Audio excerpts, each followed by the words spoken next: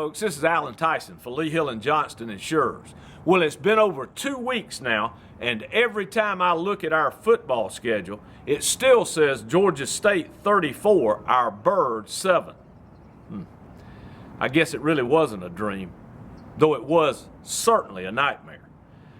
As Gomer Pyle would say, surprise, surprise, surprise. Games really aren't played on paper. You really can't just show up and expect to win. Yes, Thug State was a little better than anybody gave them credit for. And as the title of one of my favorite Sturgill Simpson songs says, life ain't fair and the world is mean. Eagle Nation, as bad as this one hurt, I know our players will learn from it. And our new coaching staff won't be likely to pencil in a W in that spot on the schedule next year until we actually get it. Now, I don't know about you, but I am fired up about the future of our football program.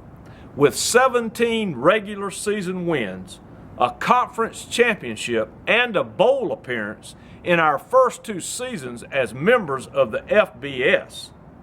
Coach Willie Fritz and his staff, with the great leadership of our senior class, have laid the groundwork for success.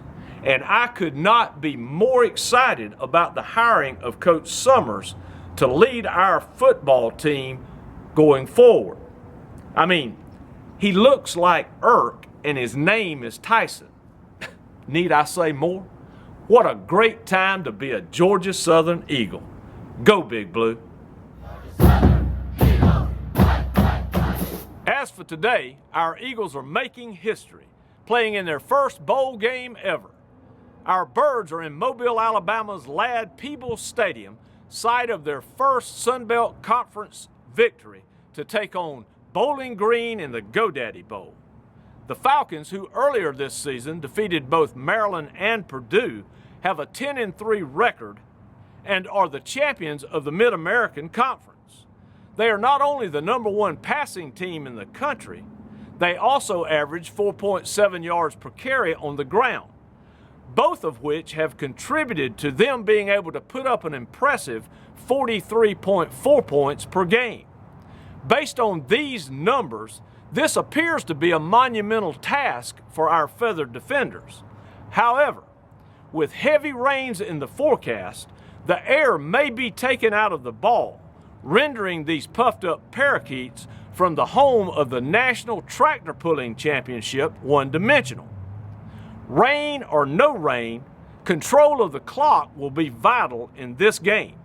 If we can move the chains, not turn the ball over, and bleed slow when they've got it, I believe our men in blue have a great chance to bring home their first postseason victory as members of the Football Bowl subdivision. Thanks to interim head coach Dale McGee and the rest of our coaching staff for their hard work in preparing our Birds for battle. GATA, Eagles. Eagle Nation, with only a couple of days left until Christmas, I'm reminded our world is broken. It is uncertain and ever-changing. If we put our faith in worldly things, we will almost always get disappointed and not be fully satisfied. A.W. Tozer, author of Men Who Met God, puts it best, saying, "Our hearts and beings will never be fully satisfied until we find our satisfaction in God Himself." In a time when it seems the only thing being reported is bad news, whether it's terrorist attacks, mass killings, weather catastrophes, or any number of other terrible events, I want you to know there's some good news, and that's the gospel of Jesus Christ. In Luke chapter 2, verses 10 and 11, the angel of the Lord said to the shepherds, "Do not be afraid. I bring you good news of great joy that is for all the people. For on this day in the town of David, a Savior has been born to you. He is Christ the Lord."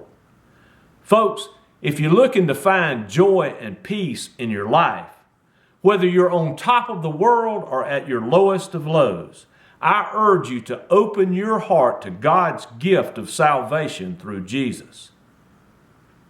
God's love for us makes it simple.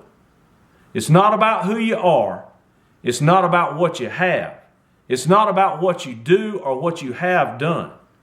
In Ephesians 2, the Bible tells us you are saved by faith through grace. Because of God's love, Jesus paid the price we never could have paid. Make today the day you shake off those heavy chains, wipe away every stain, and accept God's gift of grace. Let today be the day you make Christ Lord of your life. As we come to the end of the 2015 season and begin a new era of our football program under Coach Tyson Summers, I'm again reminded of these words from the greatest college football coach in history. I'm going to say it just one more time. We're Georgia Southern. Our colors are blue and white. We call ourselves the Bald Eagles.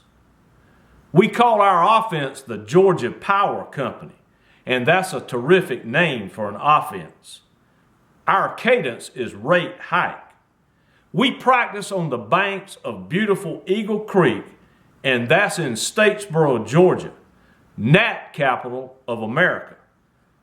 Our weekends begin on Thursday. Our co-eds outnumber the men 3-2. They're all good looking and they're all rich. And folks, you just can't beat that. And you just can't beat Georgia Southern. And you ain't seen nothing yet. Let's hear it one more time for the greatest team in America. Merry Christmas, everybody.